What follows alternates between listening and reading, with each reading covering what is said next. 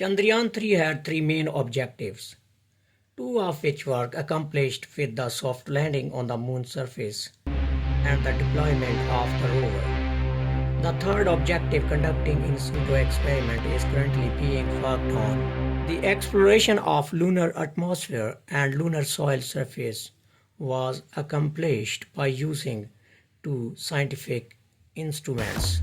First one was laser-induced breakdown spectroscope, or LIBS.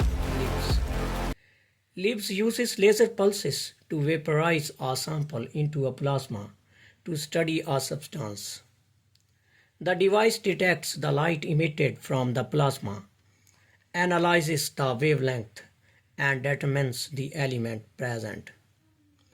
The lunar south pole contains a significant amount of sulfur. Sulfur is a part of many biological compounds such as amino acids in proteins. Any living things may have produced this sulfur.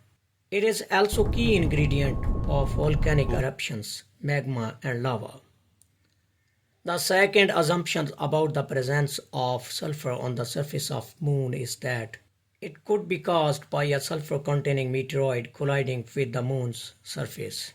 Indian Space Research Organization (ISRO) has released a graphical explanation for the presence of element on the lunar surface.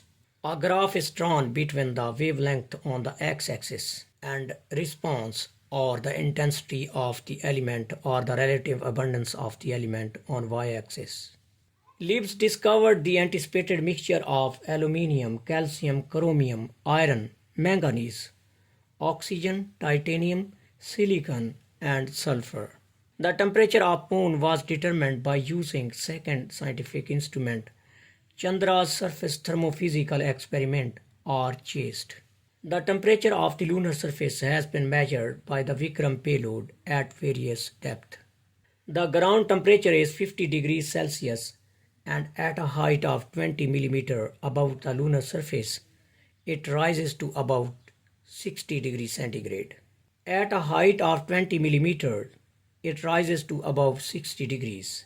The temperature drops to minus 10 degrees Celsius at a depth of 80 mm below the surface. The fluctuation in the temperature of lunar atmosphere and soil can be understood by the graph released by ISRO.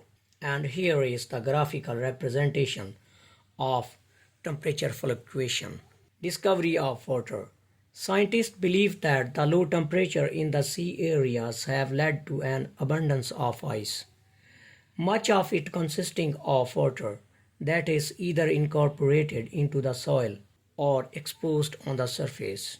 With a more thorough understanding of the chemical makeup of the area around the lunar south pole, future visitors and potential residents can make plans for what else they won't need to carry from Earth. Some scientists have proposed that inhabitants of the moon may utilize sulfur in components of their infrastructures, such as batteries, solar cells, and building materials.